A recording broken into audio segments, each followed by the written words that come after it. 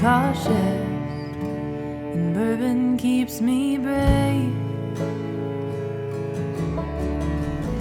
I started videotaping myself. Actually, I don't call it videotaping, but you get the picture. Well, about a year before I started putting the videos on YouTube. It had nothing to do with YouTube when I first started recording. I had been off, I was off 12 years from pool. Because I got married and decided to be a normal, functioning member of our hypocritical society. And ultimately, marriage failed. And but I didn't go straight back to pool. I worked for the media for a couple of years, and altogether it was 12 years. And when I went back, I was terrible at pool. I wasn't half the player that I was when I took off in 2002 and said goodbye to the game and went off and got married, and that failed. But I found myself back out there in the pool rooms just playing bad. And it's really hard to analyze your own game from the outside, so I began recording myself playing. I would only keep the runouts because it was obvious what I was doing wrong when I couldn't get out. But in the runouts, a little bit different. I mean, you ran the rack, but you struggled with it, and I was struggling. And something was definitely wrong, so I would delete everything, all the footage except the runouts, and then I would just keep them on my computer and just analyze the hell out of them like I was analyzing someone else. I wasn't analyzing me. I could see myself as another player, someone that I didn't even know. And so the problems that I was facing were obvious. They became obvious, so now I could pinpoint them and work on them. And what happened was they started taking up a whole lot of room on my computer, and my computer started crashing. So I had to do something with all this footage, all these runouts, and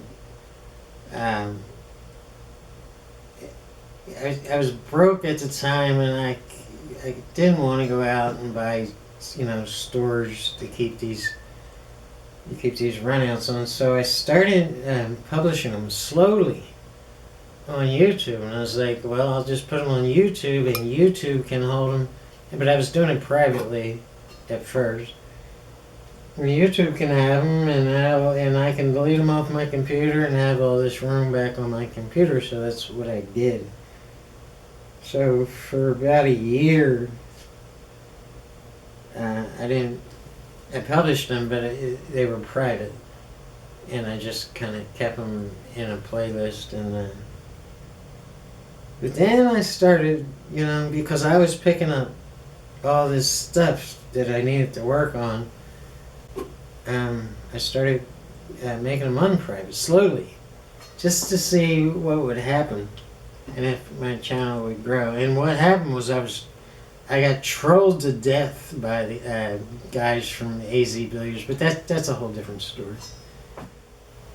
But these were just runouts. I wasn't analyzing them first. I wasn't pointing out any mistakes. I wasn't dissecting the runouts, so they really weren't helping anyone.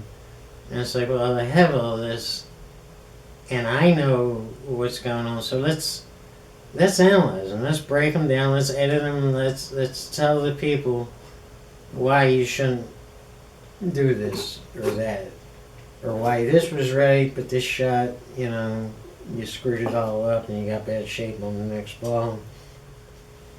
And I could do this because I had been around great pool players my whole life, other than those 12 years. So it was easy for me to recognize a good pool player from a bad pool player, and I was in that bad category, and I just couldn't get back what I was back in 2002 in the early part of the century, the first 2 years of the century, and the second half of the 1990s. So the negative comments and the personal attacks on me, only pissed me off enough to post more videos, and it was like I was trolling the trolls, and it's like, these dipshits ain't gonna stop me, so I'm just gonna keep doing what I'm doing and just tough it out. It was hard though, because some of the people knew me and were holding things against me. Most of them were just pissed off because I went over to AZ Billiards forum area and just told the truth, and people attacked it. They couldn't stand just stuff like who Minnesota Fats really was, that he sucked at pool, and I'd give my left nut to play the guy for money, and yeah, I wasn't real nice about it, but he did a lot of damage to pool, and it was always a source of, it was always something that pissed me off, because he wasn't a good pool player. He was a good liar. He was a clown, and he made us all look like idiots. So so they blocked my account and all that crap, but those guys followed me over to my YouTube channel and continued the trolling over there as if they knew something, and most of them didn't. And most of them didn't know shit about pool or anything else. They were just kind of, people that like to talk and pretend they know something, and people will think they're good pool players by that, and it's just ridiculous. But that's beside the point. That's how I started making YouTube pool videos. I was making other videos, but they weren't related to pool. So that started the pool playlist. And like the first 30 videos in that playlist are, again, just me just running out. And they weren't very good runouts either. Some of them were pretty bad. But I was managing to get out because I was still a good shot maker. And then after those first 30, that's when I started analyzing stuff and started making it less about me and more about helping you guys. So I kept evolving to what it is today. It was basically the same thing as me running out and analyzing my own runouts. But again, I can see it as if it's not me playing, it's someone else. And a friend. So what would I tell a friend after this run out? And just dissecting it and saying, okay, we got to work on this, we have to work on that. This you did absolutely perfect, keep it up, and all that stuff. So my whole point here is that anyone can do this, and particularly if you've been around the game a while and you know the difference between yourself and a really top level pro like Jason or Shane, or if you can see the difference between your runouts and their runouts, then I really, really, really highly suggest putting yourself on camera and recording it, not to make YouTube videos, but to take these videos home, delete all the garbage and just save the runouts, and then really, really, really analyze it and dig deep. And the key here is to be honest with yourself, and then grade these runouts like a teacher would grade a student. And then if you keep at this and you decide to start your own YouTube channel because you have information that could help other people, then by all means go for it, man. I really I mean, it's the information age, and this is what it was supposed to be about. I think it's wrong to take this stuff to your grave when it could help someone else. And I don't feel any competition with people out there making YouTube videos about pool, because the way I see it is the more information that's out there, the more people they can be helped. And, you know, I don't know what they feel. I know what I feel, and I just don't think that way when it comes to the digital world.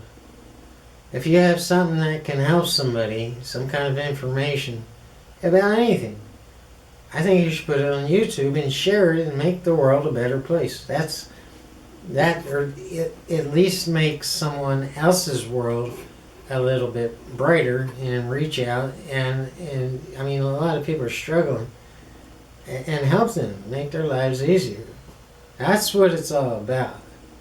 And if you can do this, and you know, you're gonna get old like me, and you're gonna it's gonna dawn on you that taking this to your grave is no good for anybody, and especially not you. And you're gonna wish you reached back and helped somebody. Alright, all that's, you know, that's the main point of this video, but we're gonna go on to how to do this and how to grade your own runouts by picking 3 of my runouts apart. Every runout starts with an A+. Nobody can beat you if they don't get out of their chair. But now we're going to go past that and start grading. And every time you get bad position, you've got a whole. Your starting point is to take a whole grade off that A+. So, you know, a rotten break, although you ran out,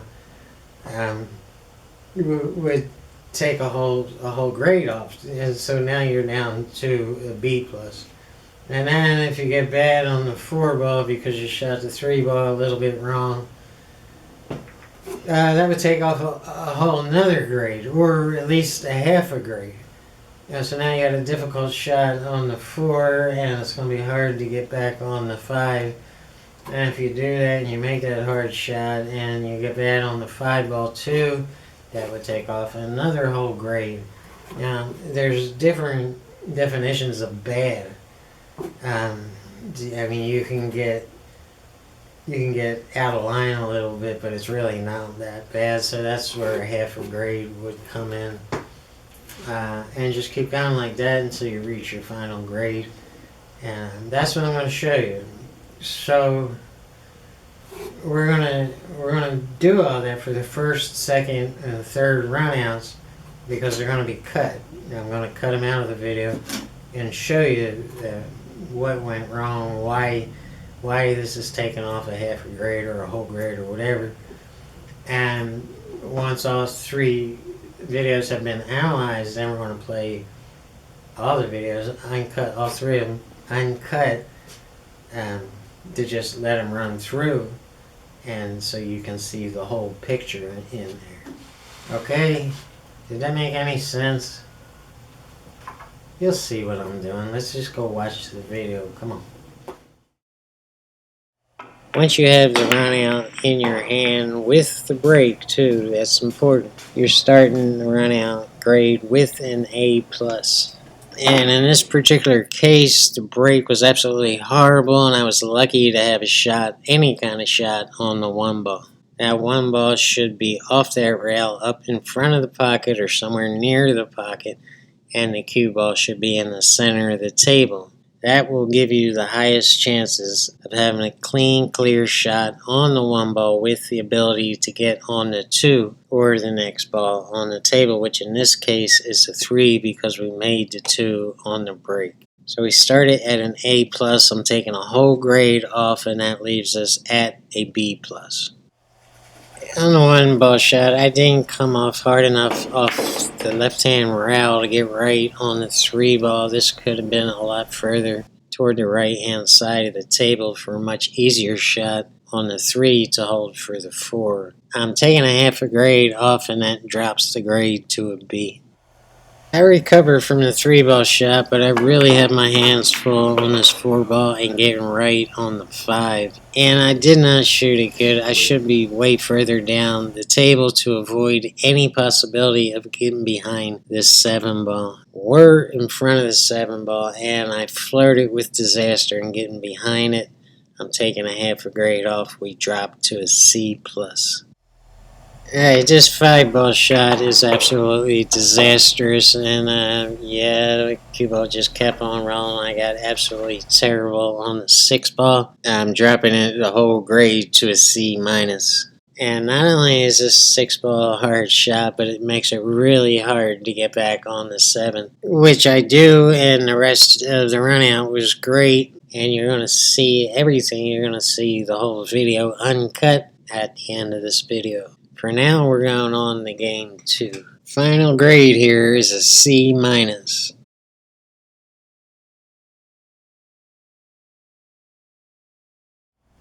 In game 2, the break was good and the 1-ball shot was good. It's this 2-ball shot that I don't like. This could have been a whole lot easier on the 3-ball. I could have been closer to the ball, and things could have been easy from here. The whole name of the game is to keep the game easy. And it's not super difficult to make the 3 and get on the 4, but it could have been easier. I'm dropping it a half a grade from an A plus to an A. And next time I get in trouble is on this 5-ball shot and getting on the 7. And you can see it right here, and I'm way out of line. That was such an easy shot to get right on the 7, and now I'm on the 50-yard line and kind of stuck. I'm dropping it a whole grade from an A to a B, and the rest of the rack goes fine.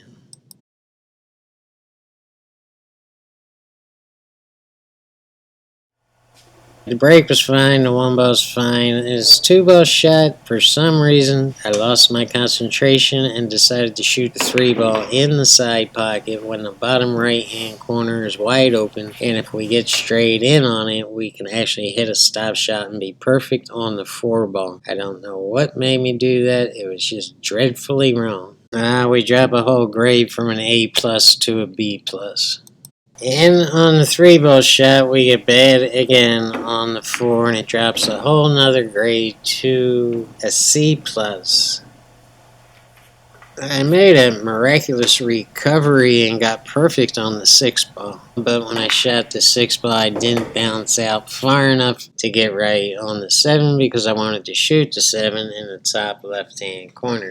The grade drops from a C plus to a C, and when I shoot the 7, I don't get straight in on the 8, which is what I want, just to hit a stop shot and get perfect on the 9, which would have made the end of the game a lot easier. The grade drops from a C to a C minus, and I shoot the 8-ball bad and get on the rail on the 9, so now I'm stuck with a hard shot on the 9, and this is the cardinal sin of 9-ball. You don't want to be shooting off the rail on the 9, and you don't want this angle either. I'm taking off another half point, and the final grade is a D. Yeah, D. D.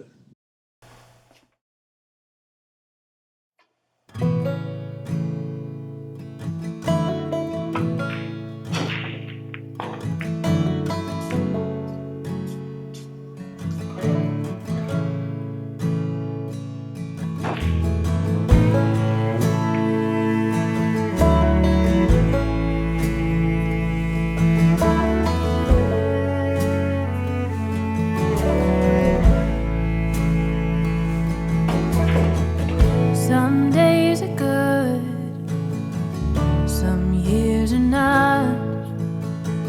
Knuckles on wood, nerves up in knots. Karma keeps me cautious, and bourbon keeps me brave.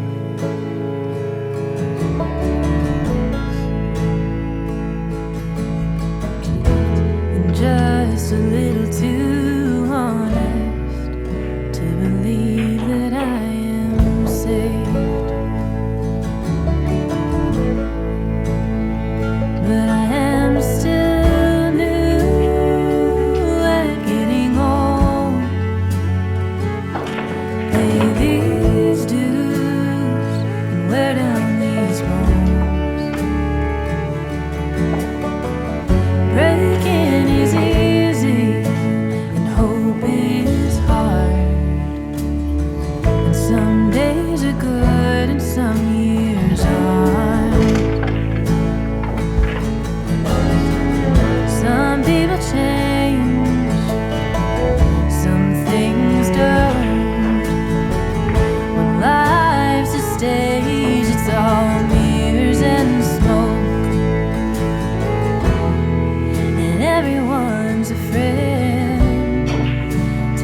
hard times come around,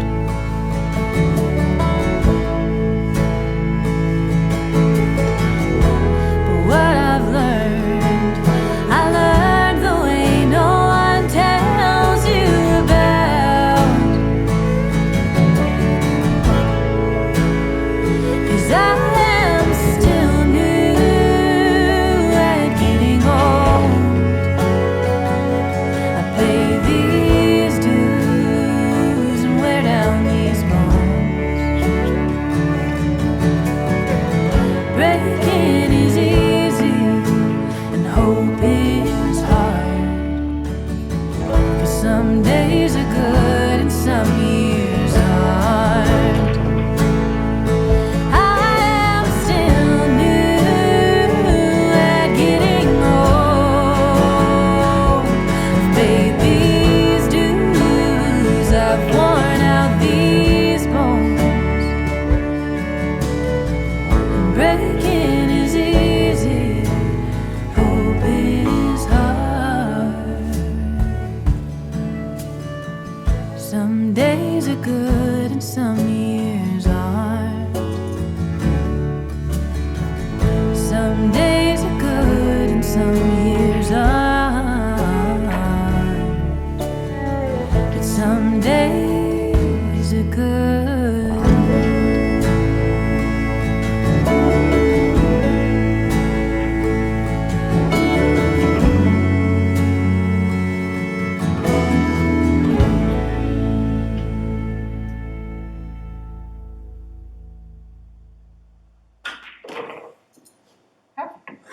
So, figured I'd try it tonight. And it's been working.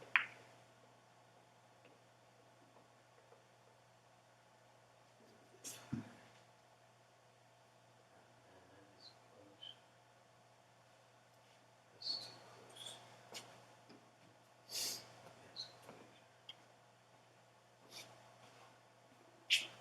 That's close. That's